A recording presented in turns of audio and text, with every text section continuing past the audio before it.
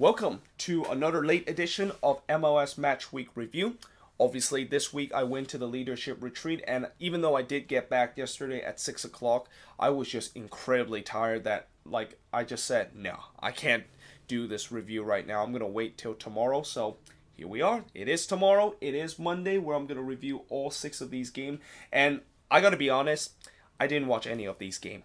And the reason why I didn't watch any of these games is, one, the retreat was in a remote location, which means that the reception was very, very poor. And second of all, we basically did a lot of activity in the retreat. We basically did these activity from dawn to dusk, so I had really not a lot of chance to just get a chance to maybe kind of sit down and watch the game a little bit. And also we weren't really allowed to use our phones during the retreat, so yeah, there's the kind of third reason why I didn't really catch a lot of these games. And really, the only thing that I rely in terms of doing a review in this game is the highlights. The highlights is what I live on in terms of catching the action that has happened in all of these games. And when you try to use that as a guide to do a review, you're definitely going to miss something, because those reviews are very short. It's only 4 minutes long, and they catch the most important thing that happened in the game, but they don't catch some of the minor detail that I sometimes want to talk throughout some of these games. So yeah, if I miss something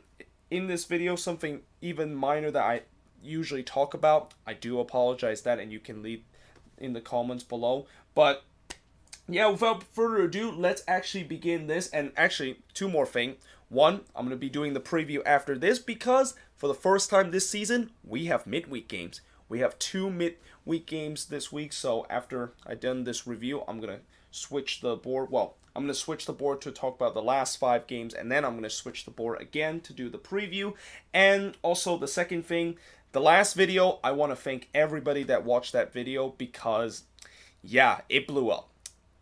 Right now, it's at 1.8K view, and there's a chance I might get 2,000 views, which is a record amount of views of watching my MLS content. Well, even though technically that wasn't MLS content, that was more like CCL and MLS content, but still, I want to thank everybody that watched that video. And if you went to watch that video and you come back to watch this video and you haven't subscribed, make sure you subscribe below. And if you have subscribed, I hope you enjoyed that video, and also welcome back to watching this video, and hope that you can stay for some of my future videos. So yeah, I was really surprised that video blow up, and because there was so many comments from that video, and that it actually took me to Sunday to kind of did all the comments.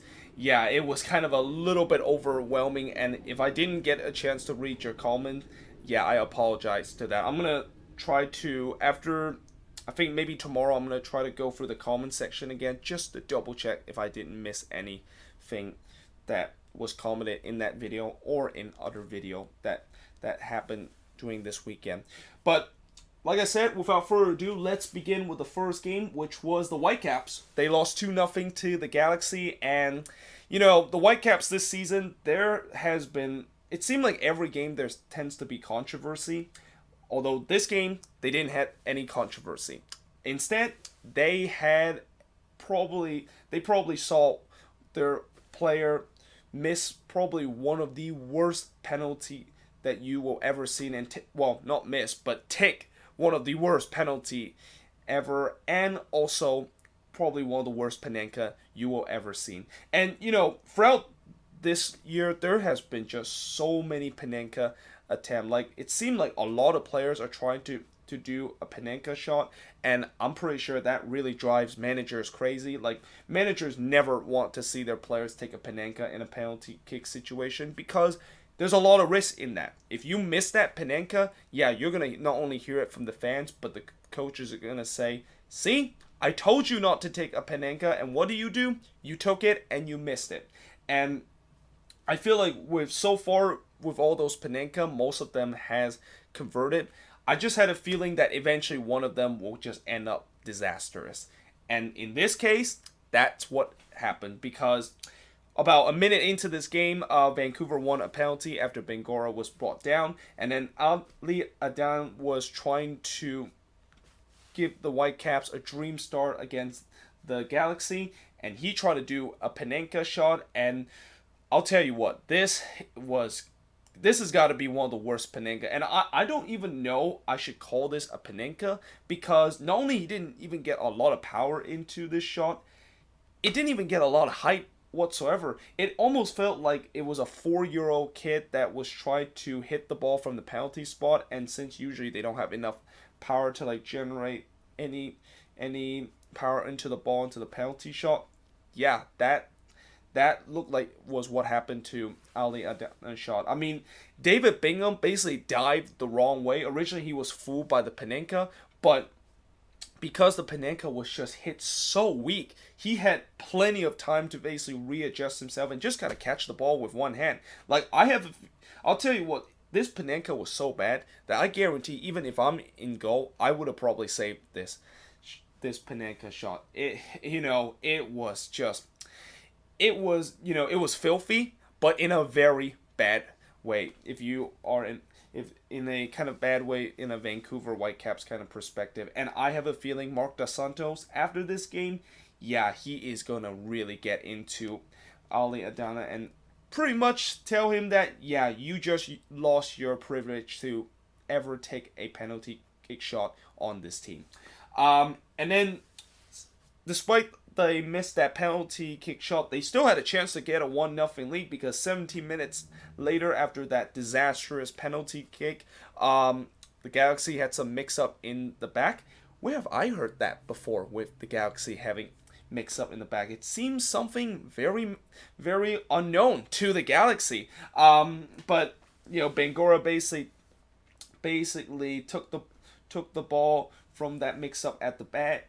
And to be fair, it was a good save from David Bingham, but at the same time, he has to put that one away. That is Bangura. That should have clearly been 1-0 for the Whitecaps. And you know what happened when they play against a better side in a game, that when you miss chances and when you have your opportunity to score and you don't put them away, it's going to come back to haunt you. And boy, it did for the Whitecaps in the second half.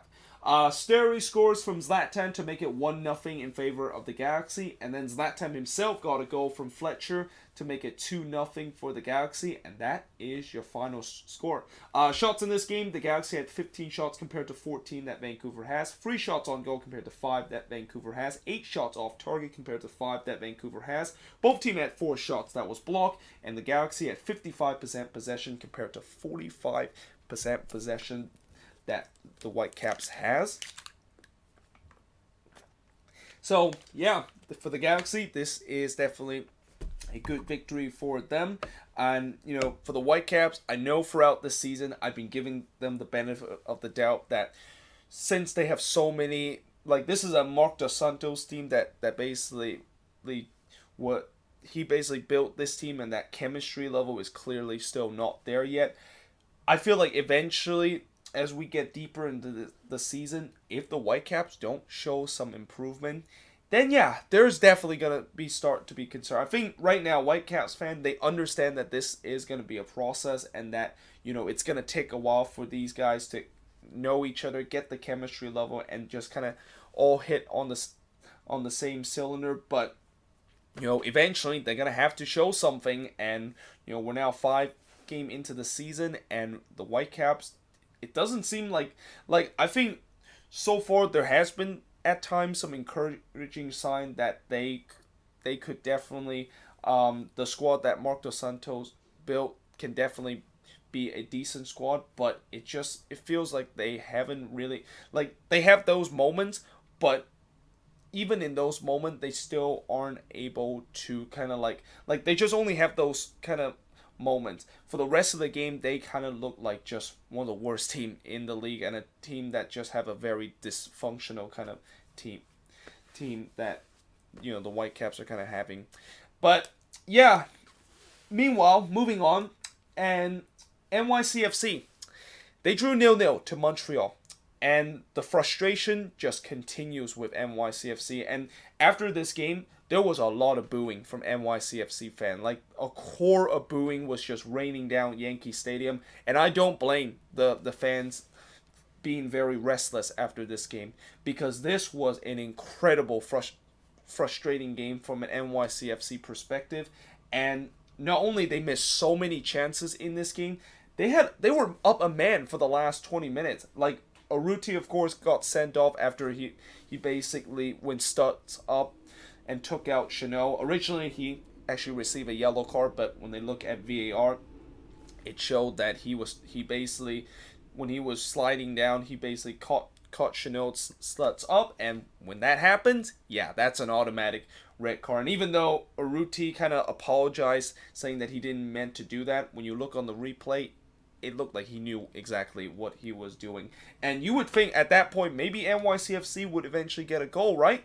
Nope. Instead, they couldn't break down a Montreal side that, yeah, Montreal in this game, their game plan in this game was just bunker down and hope that they can get a draw out of this one. Like, they are still missing a couple of key players. They're still missing Piatti in this game. And I think this is one of the biggest problems for Montreal right now, because without Piatti, this team, it looked like is one of the worst team in the Eastern Conference. But when they have Piatti and when they have some of their key guys that is hitting their stride, they could be one of the dark horse team in the league. And obviously when Piatti does get back, I think Montreal would definitely do a little bit better. But right now, yeah, it makes me kind of worried, the fact that they have no depth whatsoever, and it doesn't take a lot for Montreal to, if they just miss a couple of guys, these are kind of some of the games that they're going to have to kind of use to play. And, I'm not saying it's a bad thing. I mean, this performance will definitely help them in terms of their playoff causes, because, they tried to use the strategy. It worked out perfectly. They got a point out of NYCFC, but I'm just saying that if you want to have playoff success, this is probably not the way to go, especially you are so dependent on kind of one guy. But for NYCFC, going back to their talking about them, yeah, this was not a good performance whatsoever, and the chances that they have missed in this game, it just feels like they really missed David Villa. If David Villa is in this game, I guarantee you NYCFC wouldn't have lost this game. And this also kind of just shows how Matrita, I think it's still too early to call him a bust. And, he already have a goal in this season, but he is definitely no David Villa. Like, in the most important moment, he doesn't really step up and score the goals for NYCFC. And if he does not start doing it, then yeah, we can probably rightfully so to call him a bust.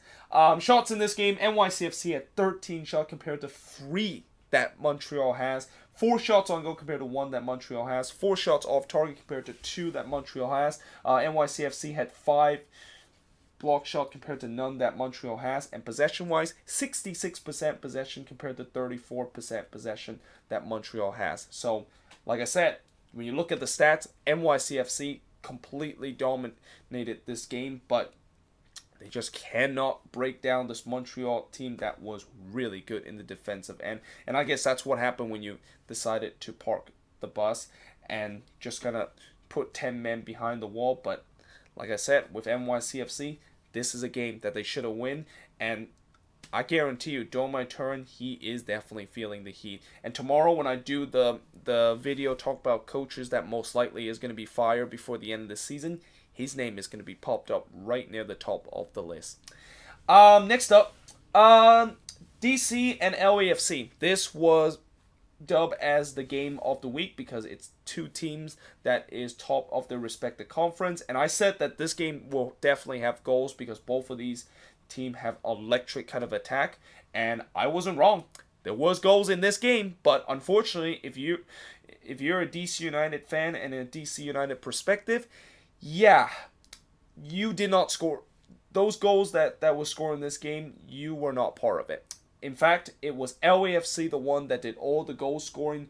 And I'll tell you what, after this game, LAFC pretty much just sent a big message to the league that they are hands down the best team in the league and that they are going to be a real threat to potentially compete for MLS Cup this year.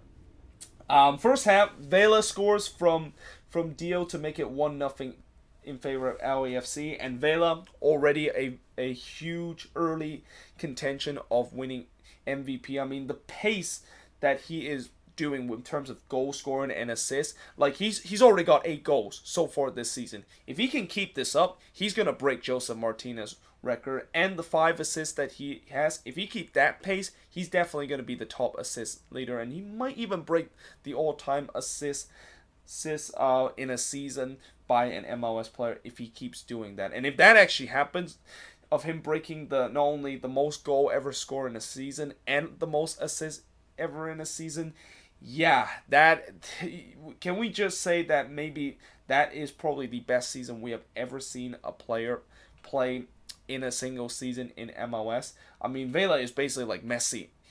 It's kind of turning into Messi of MLS right now.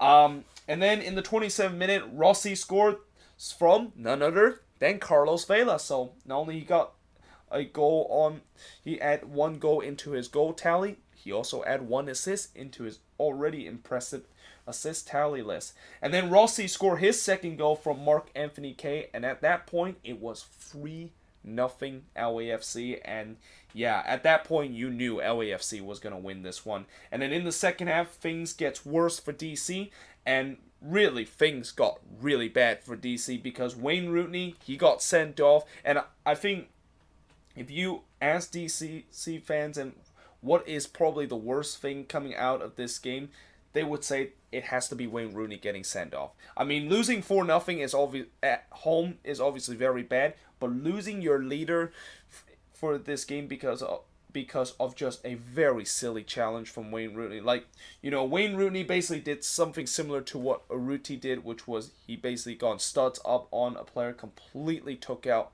Rossi, and yeah, he knew it. Like, they actually give him a yellow card, but as soon as they look at VAR and as soon as the referee comes back from the VAR and look at the replay, he's already taking his armband off because he knew what was coming, which is a straight red, and giving his marching order. And to just add more salt into the gaping wounds for DC United, Rossi complete his hat-trick from Ramirez and Blessing, and Rossi today was announced as the player of the week, which shouldn't be a big surprise because he got a hat-trick this week. Whenever you get a hat-trick, unless if another player gets a hat-trick or maybe another player that got a hat-trick or an assist, you're usually going to be the player of the week. So yeah, like I said, for LAFC, this was just a complete domination that they put on DC United, and the stats tells that too. LAFC had 20 shots compared to 13 that DC had, 8 shots on goal compared to 4 that DC had, 8 shots off target compared to 6 that DC had, 4 shots that was blocked compared to 3 that DC had, and LAFC had 52% possession compared to 48% that DC United has. And, when I look at LAFC, the way that they're playing right now, it really reminds me of Atlanta of last year. Remember how Atlanta last year, their expansion year, they got the record for the most point by an expansion team, only to get knocked out in the first round and then win MLS Cup the next year.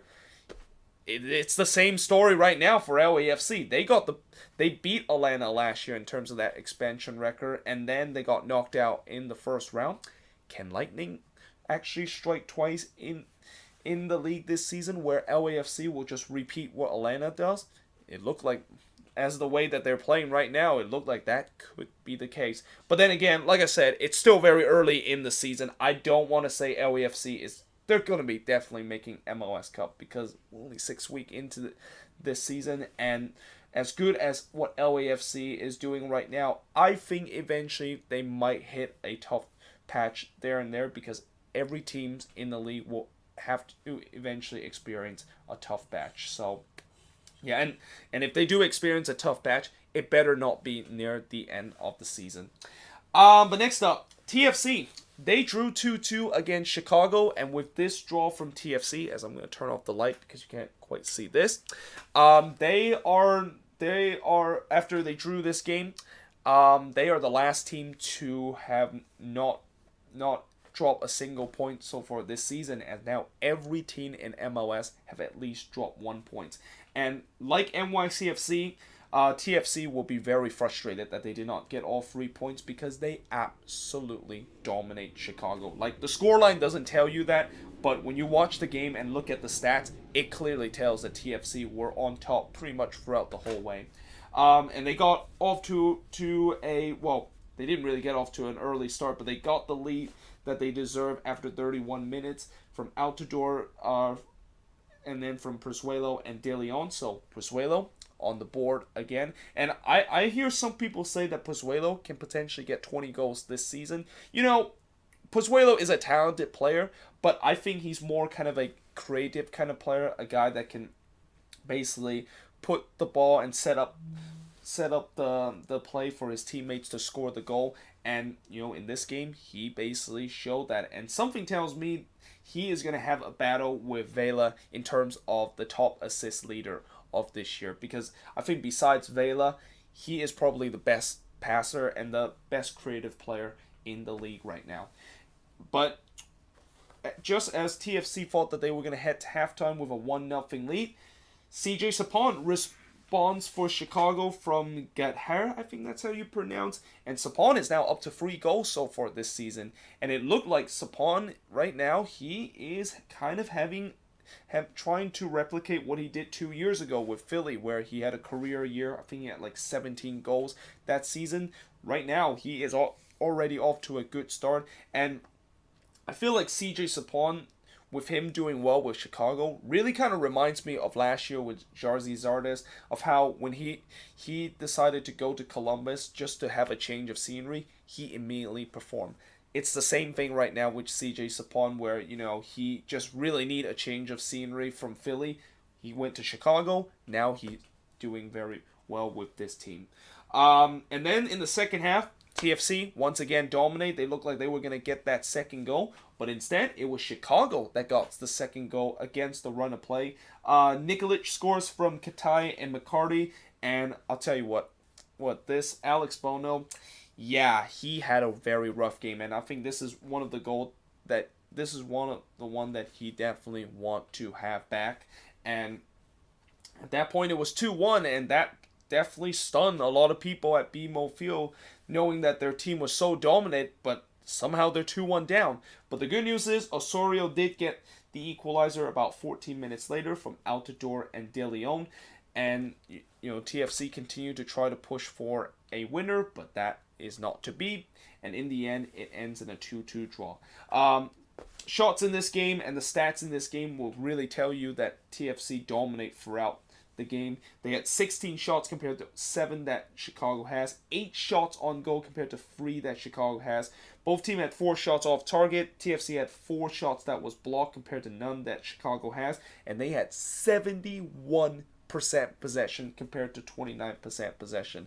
I mean, this looks something similar to what TFC and Independiente did, where TFC just completely dominated the game, and yet they only walk out of BMO Field with a point. But still, I think TFC, you know, so far the way that they start the season, I don't think a lot of TFC fans will complain the way that they start the season, because nobody expected this team to be this good. This was supposed to be the rebuilding year for them, and yet they are finding themselves right near the top part of the table. And if they can continue that, this could be a TFC team that, it could be like TFC from a couple of years ago, where they're going to make a deep run into the playoffs.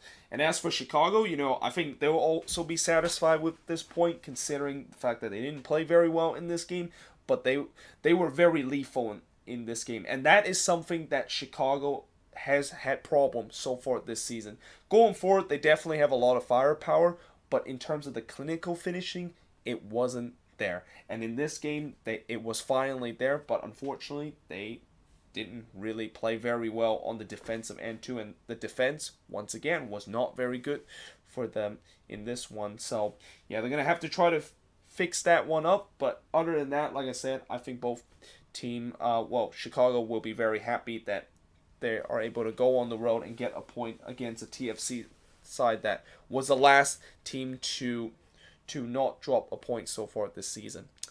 But next up, the Red Bulls. I have a lot of concern right now for the Red Bulls. And this game, yeah, this is now 3 straight loss that they have suffered so far this season. And it's not just the 3 straight loss that gives a lot of Red Bulls fans kind of like in panic mode, but it's just the way that they've been playing this season. They have not looked good whatsoever heading into this new campaign. And, in this game, of course, they lost to Minnesota. And Minnesota, they didn't even have Darwin Quintero and Miguel Ibarra in this game. And yet, somehow, in some way, they will get able to get all 3 points in this game. And the guys that usually are the guys that you don't think are kind of big playmaker for this team, and guys that are like on the bench for Minnesota for most of the time, really stepped up in this game. Denladi, of course, is one of those guys that he used to be a very promising kind of prospect kind of guy, but ever since Darwin Quintero come into the league and Angelino Rodriguez come into the league, he kind of lost that spot. But he scored a goal from Rodriguez and Mentora to make it 1-0 Minnesota. And then Ibarra, that's Romero Ibarra, because Miguel wasn't playing in this game, scores to make it 2-0 Minnesota. The Red Bulls did get one back from Caceres Jr., but that is as close as the Red Bulls would get, and that they couldn't muster one more to get the equalize in this game, and that is your final score in this match. Shots in this game, the Red Bulls had 13 shots compared to 9 that Minnesota had. Both teams had 5 shots on goal. Red Bulls had 5 shots on target compared to 2 that Minnesota had. 3 shots that was blocked compared to 2 that Minnesota has, and the Red Bulls had 63% possession compared to 37% possession. So certainly the Red Bulls, they looked like they were the better team, but when you look at this game, the Red Bulls, I talk about how they've been struggling this season, and I think in this game it kind of shows why they are struggling right now. The 2 goals that they conceded was very uncharacteristic mistake, where both time those 2 goals scored was just left wide open in the box in the development of the play. Like, that is something you usually do not see a Red Bull defense that was the best defense in the league last season would do. And also going forward, they cannot score right now. Like, their main goal scorer, BWP, 1 goal so far this season. And Daniel Royer and all the other guys that's supposed to score the goals for them, they're not contributing into this team too. So yeah, right now, for the Red Bulls, this is definitely very concerning. And, for Chris Armas, he's got to figure out a way to snap this kind of bad start off of the Red Bulls, because, who would have thought that, like, I keep repeating this, but it's just so spectacular that in the beginning of the season, I said the Red Bulls and Atlanta are the class of the league. Now both of these teams are in the basement of the Eastern Conference. Like, who would have thought that would be the case? And who would also thought the fact that Minnesota, which, coming into this road trip, people would say that maybe they can get 1 or 2 wins out of the road trip before they start their home opener. Now they have 3 wins on the road. And I'm going to try my best not to say it, because remember last time I tried to say that thing, I kind of jinxed Minnesota a little bit. They started to go on a losing streak, and Minnesota fans are going to be mad at me if I say the same thing. So I'm going to keep my mouth shut. Just going to be happy with Minnesota getting a win on the road, and potentially they're going to do good things this season. And then finally, on this board, before I switch boards, Columbus. They won 1-0 against the Revolution, and this was a very Columbus type of performance. Columbus, so far this season, the reason why they've been so successful, and actually they're now top of the Eastern Conference after this game. The reason why Columbus is so successful this season is that this is a team that is really good on set piece. They score most of their goals on the set piece, and this goal, Williams, that score from Higuain, was, of course, on the set piece. After Higuain delivered a free kick, Williams, of course, heads it away. Now, obviously, this play was also a bit controversial because it looked like William was offside, and Brad Friedel in the post-game interview even talked about how this should have not counted. And, it was close, okay? I'm not going to lie, it was really close to that this was going to be offside, but, Every time when you see close play, even if you go to VAR, it's not clear and obvious, and it's inconclusive. I think if they even gone to VAR, this goal would have stand. And the other thing that make this a very Columbus type performance is that the defense absolutely shut down this New England attack, and Zach Steffen coming big a couple of times in this game, making some big save to reserve that 1-0 lead for Columbus, and that is exactly what the final score was. Shots in this game, Columbus had 8 shots compared to 7 that New England has. Again, another very Columbus kind of performance where they didn't really had a lot of shots, but this is a team throughout the season don't dominate in terms of the shot category. They dominate in terms of shutting down their opponent and limit their opponent in terms of the shots that they have. They have 3 shots on goal compared to 2 that New England has. 3 shots off target for both of these teams, and also 2 shots that was blocked for both of these teams. And Columbus had 53% possession compared to 47% that New England has. So, yeah, for Columbus, this is definitely a performance that will really give their fans a lot to cheer for. And certainly, I gotta say, Caleb Porter, he could definitely be running for MLS Coach of the Year if he can take this Columbus team to if he can sustain what he's doing right now with this Columbus team, and that he can get this team deep into the playoffs. Hands down, Caleb Porter is going to be the Coach of the Year. And as for New England, and their coach Brad Friedel, I understand he was frustrated with this goal that being offside, but the fact that he said in the post-game interview or the post-game kind of press conference, that he says that, we played very good today and that we should have maybe got a point out of this. Really? Really, Brad Friedel? Your team played very good? I mean, you did force Zach Steffen to make some good save, but still, you didn't. It wasn't like you absolutely pepper sprayed Columbus. Like, Columbus kind of for most of the game kind of shut you down in the offensive end, and on the defensive end, of course, one lapse of concentration cost that goal. And I don't think New England play very good in this game, and I don't think they play enough to say that they were unlucky to not get a draw out of this game. But that being said, let's switch board now and talk about the game of the year. Orlando, they won 4-3 against Colorado.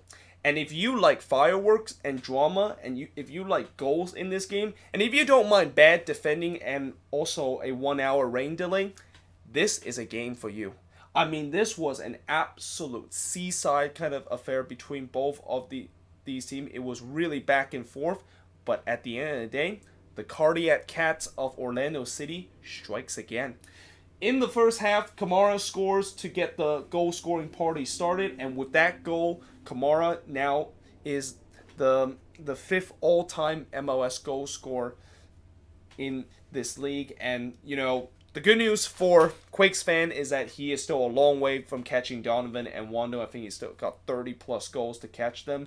And knowing that Kamara, he is getting old, and even though he's still banging the goal like he was doing his prime, I doubt that he still have enough kind of year left in the tank where he can maybe catch up to Wando or Donovan. Maybe he can get close, but I don't think, he's already in his mid-30s, and as you get older as a striker, you are going to kind of slow down. I mean, just as Wando, as he is now about 37 years old, and how much he has regressed this season. So, yeah, but still, Kamara, scoring that goal, he become the 5th all-time MLS goal scorer. Certainly congratulations to him.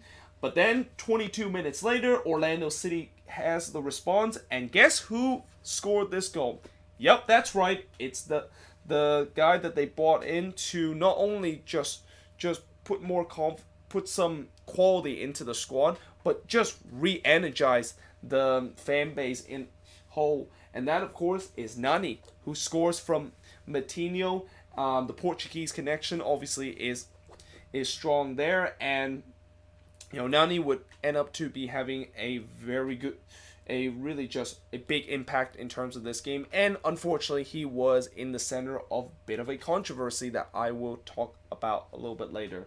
And then 2 minutes later, Akindele give Orlando City the lead, and really the development of this attack was just off of a counter attack, and the way Nani basically sprint from one end to the other just kind of show you the Nani of the prime. Like Nani, is just such a fast and pacey kind of winger, and I know as he is now getting older, he does lose a lot of that pace. But after seeing how he just sprint across the entire field, just to show that he still got it. And even though he didn't set up the play in there, it was just incredible to see. Like the fans, they were just on their feet. Like they were just absolutely blown away how fast he was going from one end of the stadium to the attacking half. But then in the second half, Colorado started to come back. Mesquita scores from Bassett and Acosta to tie the game at 2-2. So it's good to see Bassett getting on the board. Obviously, he is one of the most talented and young kind of prospect that Colorado has. And speaking of Bassett, he would end up scoring the third goal from Foul Harbor to make it 3-2 Colorado at that point. And, you know, I hope Cole Bassett, he can continue the way that he is playing right now, because he truly is a guy that not a lot of people really talk about how he is a very promising kind of player, because he's with Colorado, and usually Colorado, they don't do very well in terms of trying to develop young players. But you know, Bassett, he is by far the most talented young player that they have, and hopefully if he can continue to mature, Colorado may be able to like sell him off of a big club and get some money off of him if they decide to sell him off to a bigger club. But he give Colorado the lead at that point, and then from a talented rookie to another, well, he's not really a rookie, but more of a talented young prospect kind of player, to another talented young prospect kind of player that made a big impact into the game too.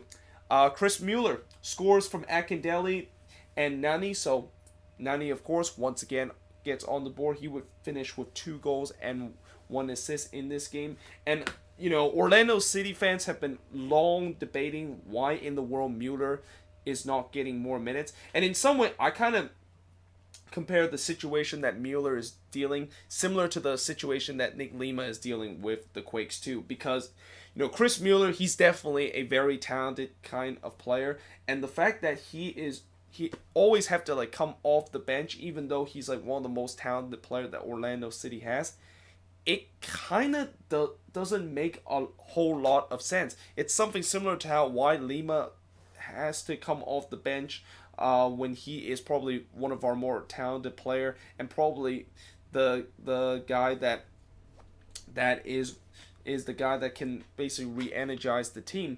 Now, of course, Mueller, I don't think he is kind of like a leader as what Lima could potentially be, but he is a guy that can score goals for Orlando City, and I don't know why in the world does he always come off the bench. And I think after this game, it proved that, you know, Orlando City, their fans definitely have a case that he should definitely get the start, and hopefully James O'Connor will listen to the fans and finally see that Mueller is a guy that is a valuable option for them and in the attacking end. But going back to this game and talking about craziness, well, in the 89th minute, Nani once again was in the goal scoring scene. This time he puts away a penalty after Colorado gave up a penalty in the 86th minute, and just like that, it was 4-3 Orlando City, and that turns out to be your final score. Shots in this game, Orlando City had 16 shots compared to 10 that Colorado has, 8 shots on goal compared to 6 that Colorado has, 5 shots off target compared to 3 that Colorado has, 3 shots that was blocked compared to 1 that Colorado has, and both teams had 50% possession. And I haven't even got to the fact that Nani, you know, despite the fact that he had an incredible performance here, he probably should have been sent off in the second half. Like, he basically kind of like was having a heated kind of argument with Kellen Acosta, and then he decided to make a headbutt notion. And this is why I've been always talk about how Pro is always being very inconsistent with the calls, and I'm pretty sure if you're an RSL fan, after watching this incident, it must really piss you off the fact that how in the world did DeMar Krylak in the last game kind of make that same notion that Nani did in this game? How did Krylak get sent off and Nani did not get sent off? Like, that doesn't really make any sense whatsoever. It's clear that Nani, what he was doing is just similar to what Krylak was doing, and Nani even did it a little bit more extreme, where a couple of times he did try to headbutt Kellen Acosta, and yeah, it is kind of really surprising that he didn't get sent off. And I understand then that Colorado fans, they will be absolutely fuming about this goal, and certainly Anthony Hudson. For once, I usually don't agree a lot with what Anthony Hudson says in the post-game interview. I mean, he's kind of like Brad Friedel, where he sometimes makes things up. But in this case, I kind of agree with him. Like, Nani should have been sent off in this game. And it feels so disappointed that I have to talk about some controversy and something that could have maybe changed the outcome of this game after what we saw in this one. So with that being said, let's actually kind of not talk about that controversy and just say that this was an incredible game, and that if you're Orlando City, you'll be happy with this result. But at the same time, that defense, yeah, it was like 2018 all over again. And it's the same with the Rapids. Like, that defense, it was 2018 again. It's like both teams in this game were playing like in their 2018 form in terms of the defense, and both attack just kind of capitalize on that, and that's why you end up with a 4-2 victory. I mean, sometimes when you have two bad teams, some people will say, well, usually it's going to be a 0-0 result. Well, most of the time that is the case, but if you have two bad teams that have bad defending, sometimes it could be a high-scoring game, and sometimes both offense, even though they're not that good, when they're facing just horrible defending, they can put up some crazy number like what we saw in this game. So yeah, this was definitely a crazy game, and certainly one game that a lot of people will definitely be talked about for the rest of the season. But yeah, next up, now, before I basically make the joke and the overused joke about how when the Quakes are playing a game where I am not at Avaya Stadium, they always tend to win. And before I make that joke, I want to just kind of talk about how I actually felt confident coming into this game. Like, I know in the preview I said I wasn't confident whatsoever, but on game day, I was actually confident that we can get something out of this. I just, for some reason, I had a feeling something good is going to happen today, and that we're going to have a really good game, and that finally we're going to get our first win this season.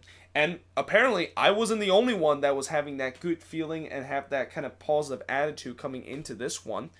Tommy Thompson, in the pre-game talk with Daniel Slayton, one of our broadcast team, he said that this is the day where we are going to end our losing streak and we are going to win today. We're going to get our first win of the season.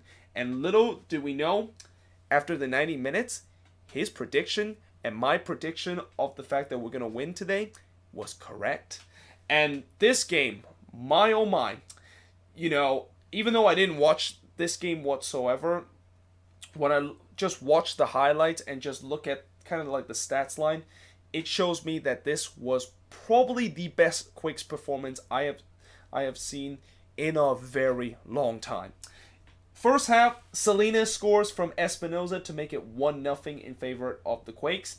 And then in the second half, Houston, who of course finally Almeida decided to bring him in and play him over Wando, scores to make it 2-0 in favor of the Quakes. And then less than 60 seconds later, Espinoza scores after just a terrible back pass from Valeri. I mean, to say Valeri make a terrible back pass that led to a goal, that is just something that I don't think I would have thought of actually saying. But that is exactly what happened in this situation. And by the way, Valeri in this game, he had an absolute shocker kind of game. Probably the worst I have ever seen Diego Valeri play in a Timber shirts in this game against the Quakes, and he also did something poor in the second half too. But at that point it was 3-0, and I did kind of check the score, and I saw it was 3-0 Quakes, and I was stunned. Like, I was absolutely blown away at the fact that how in the world did the Quakes are 3-0 up? Like, who is this Quakes team? Is this a team that is like, is this like LAFC trying to disguise as Quakes kind of team, Quakes kind of players, and somehow they're destroying Portland 3-0? But at the same time, I kind of had a feeling where, okay, yes, we're up 3-0 at that point, and we're up 3-0 at halftime, but I guarantee you that there is going to be in the second half, we are going to find ways to blow this. And sure enough, about 10 minutes into the game, we gave up a penalty after Cummins, of course, handballed it, and that's when I kind of had a feeling that, yep, here we go. This is where it begins, where we are going to start blowing this game. And then Valeri, of course, steps up, and whenever that happens, yeah, that is... Portland is definitely going to score a goal. Valeri, he rarely missed a penalty kick shot. But yet, somehow, like what I said about Valeri and making bad passes that contribute to the opponent goal, something that I usually don't say very often, Valeri missed a penalty. Like, he missed a penalty, and it wasn't even a good penalty. Like, Daniel Vega, who... he kind of dived the wrong way a little bit, but somehow when Valeri just shoot this one, he basically just shot it right down Broadway, and it just kind of kicks right into the heels of Daniel Vega. And yeah, I mean, that was definitely something that I don't think a lot of people were expecting to happen. Not a lot of people thought that Valeri would miss a penalty and just put like a penalty that badly. I mean, if it wasn't for the Adani penalty kick earlier this week and the failed Panenka, I would say that probably was the worst penalty kick of this week. I mean, the way Valeri just basically hit that straight down Broadway with no movement. Yeah, even if the goalkeeper went the wrong way, somehow his leg is gonna basically block that shot, and sure enough, that is exactly what happened in this case. And then the Quakes looked like they were going to go 4-0 up when Lima, of course, put it into the back of the net around the 71st minute, but unfortunately, they look at VAR, it says it was offside, and it just, seeing that and hearing about that, it just makes me kind of having a flashback moment about the Atlanta game where we scored the fourth goal, and then things kind of went south with us, with VAR basically robbing us that goal, and then everything just kind of collapsed. And I thought, well, here we go. This is where it finally is the moment where we're going to collapse, and us not getting that fourth goal, and that us getting that fourth goal taking off the board because of VAR, we're just going to capitulate. But yet, somehow, they did not capitulate. They end up holding on into this game and won 3-0 against the Timbers. And the shots in this game, my word, I don't remember the last time the Quakes had 19 shots, had that many shots in a game. And it could have been 20 shots on goal if that Lima goal wasn't ruled offside. And they also had 13 shots on goal. Like, I don't remember the last time the Quakes had almost 20 plus shots on goal, and also double digit in terms of the shots on goal. Like, of all the teams so far this week, the Quakes have got the most shots on goal out of every single team so far that played this week. It is absolutely astonishing, and it just showed that it was just a shooting gallery in this game. And Portland only had 13 shots compared to 4 shots on goal that the Quakes had 13. And then the shots off target, the Quakes only had 3 shots off target. So we were really putting a shooting gallery against Antonella. And Antonella really did his best to try to hold the fort, but ultimately he did give up 3 goals. Compared to 2 that was off target, Portland had 7 shots that was blocked compared to 3 that the Quakes had. And the Quakes had 56% possession compared to 44% possession. And I gotta say, when I look at this performance, I feel like there are a couple of things why the Quakes won this game. One, Almeida decided to switch his starting 11, and a lot of this probably has to do with some of the injuries that this team is suffering. Obviously, Cassia was out, and we have just found out he will be out for at least 2 to 3 weeks or 3 to 4 weeks now. And he put Youngworth into that center back row, and Youngworth was he was an absolute rock in that defense. And I think if I have to give man of the match, I would say Espinoza would get man of the match, but a big shout out has to be to Youngworth, who had an incredible game, just locking down that back line for us. Salinas playing in the left wing area instead of playing in the left back certainly made a big impact as he scored that first goal. Jackson Yu coming in, my man Jackson Yu, I've been praying Almeida to start him, and look what happened. Jackson Yu had an incredible kind of game. He definitely had a better game than what Jutson has for the last couple of matches. And by the way, Jutson was another guy that was injured in this game. But I think the most important piece, and I think I said it earlier in this video, is that Almeida finally put Husin in. Like, everybody's been saying that it's so obvious the reason why things are not going well going forward for us is because Wando is basically like a passenger. He's like non-existent there, and every game we're just playing with 10 men. Instead, why in the world are we not putting Husin in, who is a real number 9 and a speedy number 9 and a guy that can score goals? And look what happened in this game. He made an impact in this game, and he also scored one of the 3 goals that we had in this game. And then I think finally the thing that really stand out to me, and the reason why we won this game, is because the guys that usually I ridicule them actually perform well. Godoy, a guy that I ridicule, and I've been saying that he should no longer be allowed to start on this team. He probably had the best game that I've seen him play in a very long time. And even Eriksson, he also had a very decent game himself too. So, when you have a team that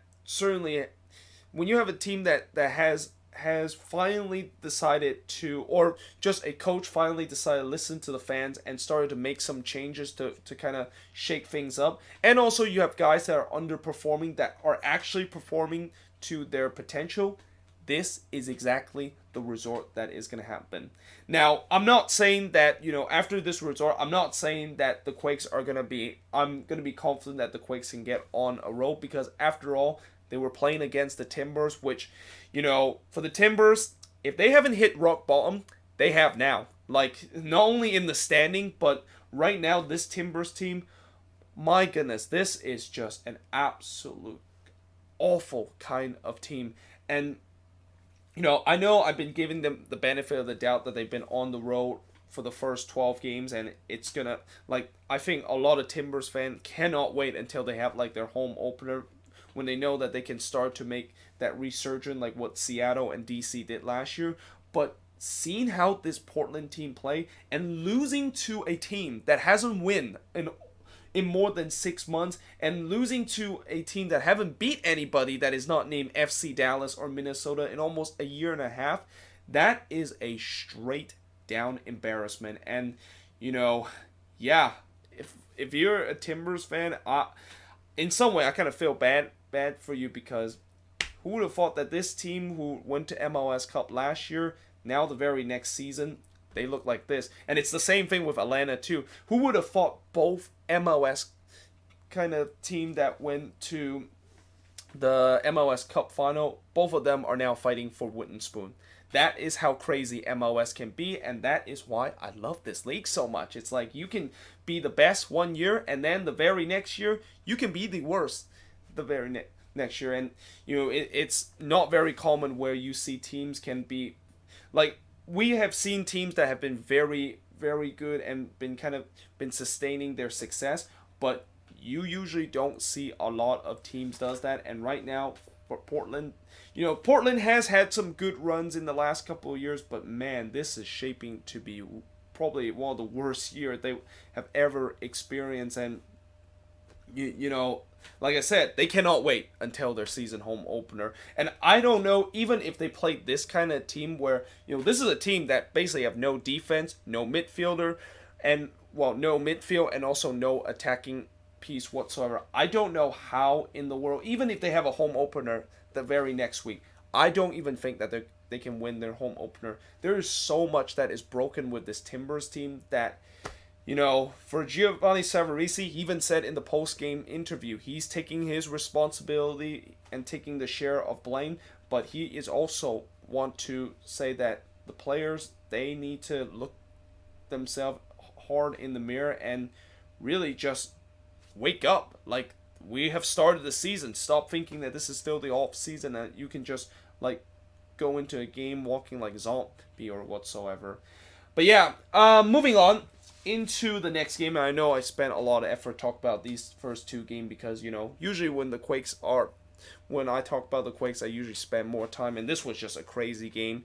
But moving on, the Union, what a comeback performance for them against Dallas as they won 2-1 in this game. And, Dallas took an early lead in this game. Rito Ziegler with an absolute stunning free kick goal that could definitely be nominated as the goal of the week. And then, just as you thought that maybe FC Dallas can escape with a win, and the Union, they also had a bunch of chances in this game, and this game kind of looked like the Union of all, where despite the fact that they have so many chances, they can't put it away. But with 5 minutes left in this game, Corey Burke scores a goal, and this was they actually won a penalty here. They originally missed the penalty, but then Corey Burke basically hits it on the rebound to tie the game up at 1-1. And just as you thought that this game was going to head into a stalemate, Bedoya scores from Ezinho, and if you thought Rito Ziegler goal was impressive, this goal by Bedoya was equally impressive. Like the fact that he just cut through that FC Dallas defense and able to cut through a couple of guys and then shoot it from his back foot to basically put it into the back of the net. Yeah, that is definitely going to be nominated as one of the goal of the week, and I won't be surprised if that also win the goal of the week. Shots in this game and the stats in this game will really tell the Union dominated this game throughout. They had 18 shots compared to just 3 that Dallas had. 8 shots on goal compared to 1 that Dallas had, and the only shots on goal was the Ziegler free kick goal that they had. Philly had 8 shots off target compared to 1 that Dallas had, and Dallas only had 1 shot that was blocked compared to the Union 2, and the Union had 56% possession compared to 44% possession. So, for the Union, this was a good come from behind resort, and certainly I think overall when you look at the stats and look at the way that they played, they definitely deserve this victory. And for Dallas, the road struggle continues, and in this game I think they were trying to do something that Montreal did, which was trying to maybe kind of not really attack and trying to bunker down a little bit and maybe get all 3 points or even get a point on the road. Yeah, it did not work in this situation. But next up, Seattle. They got a 1-0 win over RSL. The only goal in this game was Ladero score from Rodon. And, for the Sounders, these last couple of games, they have really kind of backed off a little bit in terms of the goal scoring that they've been. I mean, earlier in this season, we were saying that the Sounders, they were such an entertaining team to play. They were scoring goals left and right and left and right. But I think ever since that game against Colorado where they scored 2 very quick goals, they haven't really been scoring a ton of goals. And they had the chances to score those goals during that period, but it feels like they kind of started to put the foot off the gas. And in this game, I think they once again did that. And, RSL, they really kind of start to storm back in the second half. And if it wasn't for a couple of big saves from Stephen Fry, the Sounders would have probably gave up an equalizer, and RSL could have walked away with a point in this game. But Sounders in the end, they do get a 1-0 win, and the Sounders, they are still getting points. But I think one thing that I will say about this team, and one thing that I am a little bit concerned about this team, is that once they score early, they decided that that's it. That is game, set, and match. We basically won this game. We can just coast our way to a victory. And I have a feeling when they one day, if they keep doing this, there's going to be one game where they score early, they took the foot off the gas, and then the other opponent and a better opponent will basically score 2 quick goals, and now they have to basically chase the game. I mean, Seattle so far, they haven't really spent a lot of time, if not any time, of actually falling behind in the game. So they haven't really had to chase the game so far this season, and I want to see how will they perform in terms of when they have to like chase the game, and when they have to like when they're falling behind and they need to like find a goal to try to maybe get an equalizer or get one back. So yeah, it will be interesting to see how they will play throughout the remaining of the season. And in terms of the shots in this game, it shows that RSL really started to kind of push back in the second half. They had 13 shots compared to 11 that Seattle has. They have 4 shots on goal compared to 3 that Seattle has. Most of these 13 and 4 shots on goal came in the second half for RSL. RSL had 5 shots off target compared to 4 that the Sounders has. Both teams had 4 shots that was blocked, and the Sounders had 56% possession compared to 44 that RSL has. And yeah, just like I said, for Seattle, it's a good win, but recently with them just kind of like taking their foot off the gas after the first goal, maybe ring a little bit kind of concern for them if they do it like in the future game, and that what if their opponent decided to score 2 quick goals, and yeah, what they can't really afford to like coast at that point, and we'll see how they will do in terms of them have to chase the game, because they haven't done it so far. And for RSL, they try their best to maybe get a point out of this game, and it was definitely a spirited effort in the second half, but yet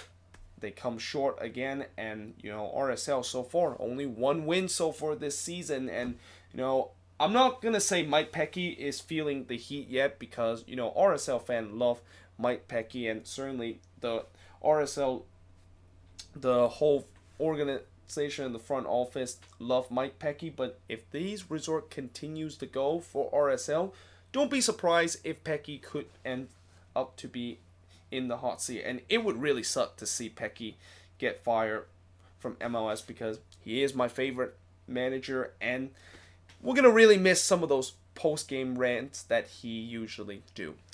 And then finally, the only game on Sunday this match week, just like last week, FC Cincinnati, they drew 1-1 against Sporting KC, and I have no idea how this game ended 1-1. Like, this game could have easily ended 2-2 and 3-3, because both of these teams were putting on a shooting gallery against each other, and yet somehow it ended 1-1. Maddox scores in the 19th minute, and this was actually on a penalty that Maddox, of course, convert to make it 1-0. So at least Maddox didn't try to do a Panenka in this situation and puts the penalty kick away to make it 1-0. And also, by the way, if you wonder what happened to Fernando Audi, and if you missed the news of the week, he basically got caught speeding and also a DUI, and you will not be expecting Audi name and Audi being in this FC Cincinnati team for a bit. But then in the second half, Busio scored his second goal of the season, and at that point it was 1-1. And again, throughout this whole game, both teams had chances of potentially getting more than just the 1 goals that they have. And Sporting KC, they rest most of their starters, which I don't really understand why that is the case. I mean, I think maybe it's because they had that exhausted trip down in Rayados, and Peter Vermees decided to start the same squad in this game against FC Cincinnati that he start against Rayados. Team is going to be very low confidence, so maybe that's why he switched it up. But I think in that midweek game against Monterrey, if he decided to start the same team that he start in that Monterrey game, the strongest team that he start in that game, then I would be very surprised, and I would be like, if he does that, I think for Sporting KC fan, they have to they must be kind of like just face planting themselves, because the CCL run we know is all but over for Sporting KC, and the very next game they had They have to play against the Red Bulls, which is going to be a very big game for both of these teams. So why in the world do you decide to put your strongest squad in a game that is virtually almost meaningless when you have another big game that is going to happen? But we shall see how that CCL game is going to be. And also, finally, shots in this game. Sporting KC had 18 shots compared to 10 that FC Cincinnati has. Both teams had 4 shots on goal. Sporting KC had 8 shots off target compared to 5 that FC Cincinnati has. 6 shots that was blocked compared to 1 that FC Cincinnati has. And possession-wise, 56% possession Sporting KC had compared to 44 that FC Cincinnati has. But either way, that is pretty much it for the review of this week. Let me know in the comments below what do you think of this review. And yeah, hope you guys enjoyed this video, and I will see you guys next time.